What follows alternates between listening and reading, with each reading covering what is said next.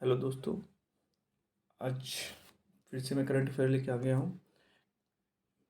कुछ दिनों से मैं वीडियो नहीं ला पा रहा था, कुछ समस्याओं की वजह से। तो आज से आपको रेगुलर वीडियोस मिलेंगी अब फिर से। तो इतने दिन ना मिल पाने वीडियो के लिए उसके लिए क्षमा प्रार्थी हूँ। ठीक है, आज से वीडियो आपको रेगुलर मिले करंट अफेयर की। तो स्टार्ट करते हैं। क्या है आज का, देखते हैं। इसमें जो करंट अफेयर के इम्पोर्टेंट है यूपीएससी एग्ज़ाम के लिए, ये नहीं किस मंथ का है ये, तो ये इंपॉर्टेंट है, वो सारा है जो हमारे नोट्स है। ठीक है, तो स्टार्ट करते हैं। ये डोडो एक बर्ड होती है। क्या है? डोडो एक पक्षी होता है, एक बर्ड होती है। ये एक्सटिंक्ट हो चुकी थी। कब? 17वीं सेंचुरी में। ये फ्लाइटलेस बर्ड है, मतलब उड़ नहीं पाती और डिसपेयर्ड हो गई थी। कहाँ से? मॉरिशस से। ठीक है, कब? 17वीं सेंचुरी में। तो एक बात और इसमें जान लीजिए, इसका प्लान किया जा रहा है इसको रिवाइव करने के लिए। डोडा पक्षी को कहाँ? मॉरिशस इकोसिस्टम में कह रहा है दोबारा से इसको रिवाइव करें। ठीक है, जीन सीक्वेंसिंग के आधार पर क्या हो रहा है, निकोबार पिजन को क्या करना है, ये डी इसको डन किया गया कि रिवाइव किया गया है। कौन सा? निकोबार पिजन। ठीक है, कहाँ पे है? निकोबार एरिया में, जो अपना आइलैंड है। आइलैंड कौन सा है? यूटी जो है निकोबार, वहाँ पर क्या है, निकोबार पिजन को क्या किया गया, जी सिंगेशन सर है, उसको क्या रिवाइव किया गया। ठीक है, तो याद रखना है इसे। अब बात करते हैं। एक आर्टिकल अभी न्यूज़ में चल रहा था, 99 of the UN charter. Charter में जो ये आर्टिकल बहुत रेयर आता है। ठीक है, कब आया था? पूछ सकता है article 99 of the UN charter क्या है। ठीक है, तो इसका मतलब क्या है? टू वार्न, वार्न करता है security council of the implementing of humanitarian catastrophe in Gaza, not for Ukraine. Ukraine में जब वॉर हुआ तब ये आर्टिकल नहीं आया, लेकिन ये आर्टिकल कब आ गया? जब गाज़ा में इसराइल ने उसमें क्या किया, उस पर कब्जा, मतलब अटैक कर दिया, तब ये आर्टिकल आ गया। ठीक, इस आर्टिकल में क्या है, ये आर्टिकल रेयरली आता है यूएन चार्टर में। ठीक है, article 99 of the UN charter is rarely involve, बहुत कम आता है। ये जब बांग्लादेश का सेपरेशन, ये पाकिस्तान का सेपरेशन हो रहा था ना 1971 में, 16 दिसंबर 1971 बांग्लादेश बना था। तब ये लाया गया था उस समय, मतलब उस टाइम पीरियड में लाया गया था, क्योंकि वहाँ पर बहुत सारी जो डेथ्स हो रही थी। तब ये ह्यूमैनिटेरियन असिस्टेंस कैटास्ट्रॉफी जो उनकी आपत्ति आ जाती है, ह्यूमैनिटेरियन असिस्टेंस के लिए लाया गया था। ठीक है, तो ये याद रखना है। ठीक है, कब आता है, इसमें क्या होता है। तो ये एक अगर डाल दिया आर्टिकल 99 में यूएन चार्टर क्या है, और ऑप्शन दे दिए चार, तो आपको इसमें से क्लिक कर लेना है। कोई ना कोई आपको स्टेटमेंट आपको देखने को मिल जाएगा। ठीक है, आगे बात करते हैं। ये देखिए कुछ माउंटेन्स हैं जो न्यूज़ में चल रहे हैं। देखो, किलिमंजारो सबको पता है कहाँ है, तंजानिया में है। ठीक है, एक और वहीं पे है, अफ्रीका में ही है, अफ्रीका कंटिनेंट में है। क्या नाम है? Ruwenzori. Ruwenzori mountain Democratic Republic of Congo में है, पड़ता है। ये काकस माउंटेन्स, ये 3 देशों में पड़ता है, रशिया, जॉर्जिया, अजरबैजान। ठीक है, याद रखना है। एप्लेशियन माउंटेन याद रखना है, ये देखिए एप्लेशियन माउंटेन ये यूएसए में पड़ता है। देखो आप अमेरिका, ऐसा ऐसा कुछ स्ट्रक्चर है अमेरिका का, ऐसा ऐसा। ठीक है, तो एप्लेशियन माउंटेन यहाँ पड़ जाते हैं, ये ईस्ट अमेरिका में पड़ते हैं। ठीक है, एप्लेशियन माउंटेन यहाँ पड़ते हैं, एप्लेशियन माउंटेन। ठीक है, याद रखना। ठीक है, बाकी तो कंट्री आपको याद कर लेनी है कौन कहाँ पे है। आगे बात करते हैं। जैसे लोकेशन कुछ न्यूज़ में थी, देख लीजिए। अतिया आतिया अल साब, ये कहाँ? लेबनान में, ये न्यूज़ में थी। ठीक, बैत लहिया ये गाजा स्ट्रिप में थी। ठीक है, रफ़ा, रफ़ा याद करना है, एक गजा में पड़ता है। दोनों इंपॉर्टेंट है, गाजा से ज़्यादा इंपॉर्टेंट है वो, क्योंकि वहाँ पर इसराइल ने क्या कर दिया है, अटैक कर दिया है पूरा। ठीक है, अटैक तो पहले हमास ने किया था, लेकिन उसको रिटेलिएशन में क्या किया है, इसराइल ने पूरा बहुत बुरी तरह से अटैक कर दिया है, और बहुत सारे लोग की डेथ भी हुई इसमें। ठीक है, पर डे के हिसाब से डेथ काउंट होके आ रही हैं। ठीक है, अभी तो 32-33 हज़ार लोग मारे जा चुके हैं। ठीक है, तो ये याद रखना है। रफ़ा कहाँ है? गाज़ा में है। बैत लहिया कहाँ है? ये भी गाज़ा स्ट्रिप में है। और ये देखिए, क्या अल फराह रेफ्यूजी कैंप लगाया गया है, ये कहाँ? वेस्ट बैंक में है। इन जो वहाँ से गाज़ा से भाग से आ रहे हैं, वेस्ट बैंक में जाके सेटल हो रहे हैं, वहाँ पे एक कैंप लगाया, रेफ्यूजी कैंप, उसका नाम है, वो कहाँ लगाया? वेस्ट बैंक में लगाया गया। ठीक है, तो ये इंपॉर्टेंट है, ये सारी चीज़ें इंपॉर्टेंट है। ठीक है, आगे बात कर लेते हैं एथेनॉल के बारे में। देखिए एथेनॉल बहुत इंपॉर्टेंट है यूपीएससी के बारे में, कभी ना कभी क्वेश्चन बना देता है। लास्ट 2021 में शायद पूछा था E10 E100 पूछा था, देखो तो वहाँ से भी देखो याद करना है। देखो इसमें ब्लेंड 15% किया जा रहा है, 2000 कहाँ से 2023-24 तक 15% ब्लेंडिंग हो रही है। ठीक है, ठीक है, तो इथेनॉल ब्लेंडिंग हो रही अब 20% 25-26 तक है, 20% 25 तक है, ठीक है, और 10% 22 तक था। ठीक है, 10% मतलब बता रहा हूँ, मतलब ये चीज़ें कभी कभी पोस्ट स्टेटमेंट लगा देता है कब तक कभी कौन सा टारगेट रखा गया। अब देख लीजिए कहाँ से इथेनॉल प्रोड्यूस होता है। ठीक है, अब कहाँ से बैन कर दिया गया, ये बैंड कर दिया गया, प्रोड्यूस फ्रॉम शुगर केन और सिरप से नहीं होगा।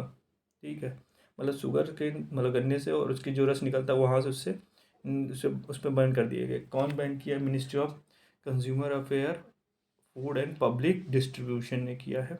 बट प्रोड्यूस कहाँ से हो रहा है, ब्रोकन राइस से हो रहा है, बी है बी हैवी मोलासेस। ठीक है, मोलासेस से भी हो रहा है, और मेज़ जो होता है मेज़ ग्रीन से वो होता है, मक्के की जो दाने होते हैं उससे भी होता है। ठीक है, तो ब्रोकन राइस से भी हो रहा है, बी हैवी मोलासेस से होगा, और मेज़ से भी हो सकता है। कहाँ से बैन कर दिया गया, शुगर केन से, और सिरप की जो रस होता है, ठीक है, सीरा होता है, उससे नहीं होगा। ठीक है, उस अब बात कर ले डीप फेक्स और आर्टिफिशियल इंटेलिजेंस क्या होता है। डीप फेक्स देखो, डीप फेक क्या होता है, जैसे एक पूरा एक चार्ट होता है जिसमें कुछ चीज़ें होती हैं जो किसी को नहीं जो मालूम होती है। ठीक है, तो ये अंदर ये क्या बोलते हैं, हाँ ये डीप फेक के अंदर आएगा। ये डीप फेक ये पूरा एक स्ट्रक्चर है आर्टिफिशियल इंटेलिजेंस का।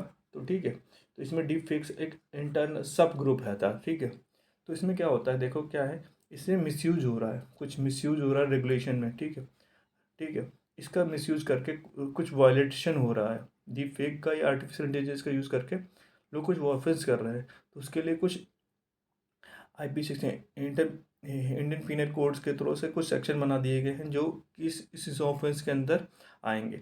सेक्शन क्या कह रहा है, 509 है, जो इंसर्ट करेगा मॉडेस्टी ऑफ द वुमेन, तो उसको वो ऑफेंस माना जाएगा। ठीक है, फिर सेक्शन 499 499 ये क्रिमिनल डिफेमिनेशन है, किसी को मतलब मानहानि का दावा जो होता रहता है।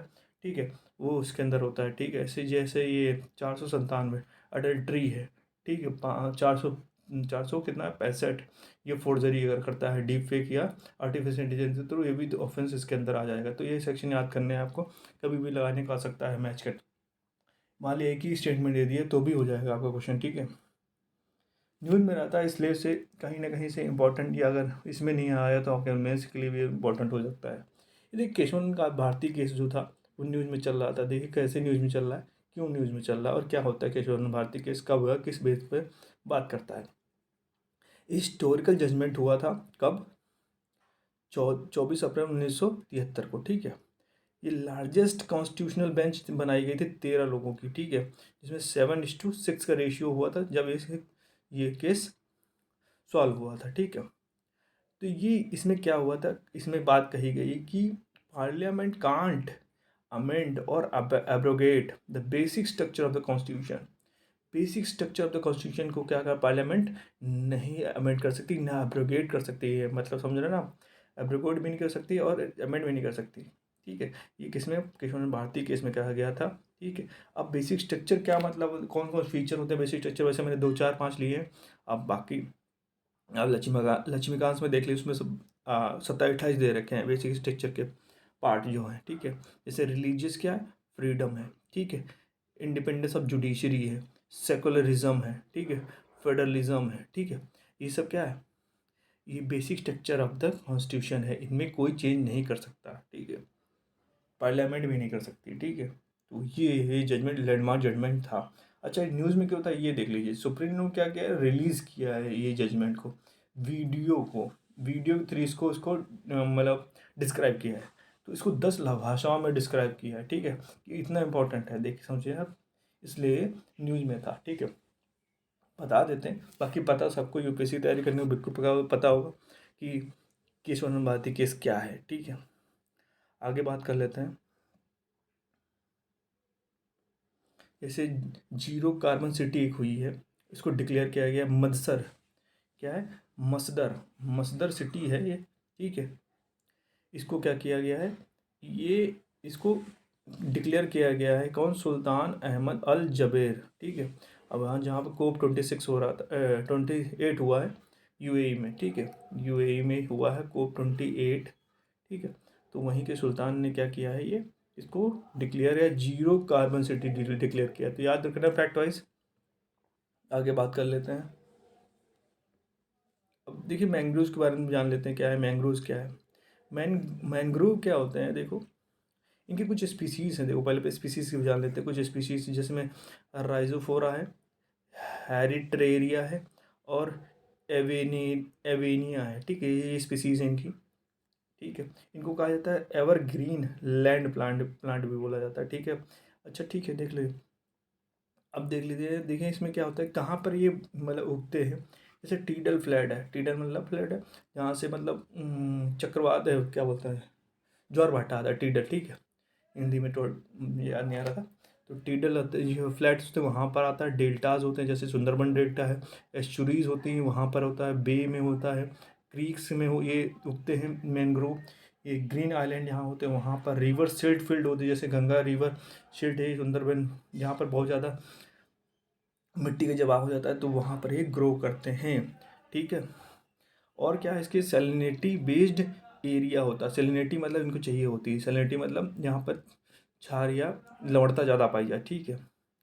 और क्या है, और एनरोबिक कंडीशन होनी चाहिए। एनरोबिक मतलब कंडीशन जहाँ पर ऑक्सीजन की मात्रा नहीं है तो भी यहाँ पर ये उगेंगे, क्योंकि वहाँ पर क्या है, वो उनकी जो नोडल्स होती हैं, मतलब कि जो जड़ें होती हैं, उनका सिरा ऊपर के पानी को निकल जाता है, तो वहाँ से ऑक्सीजन लेती हैं, ठीक है।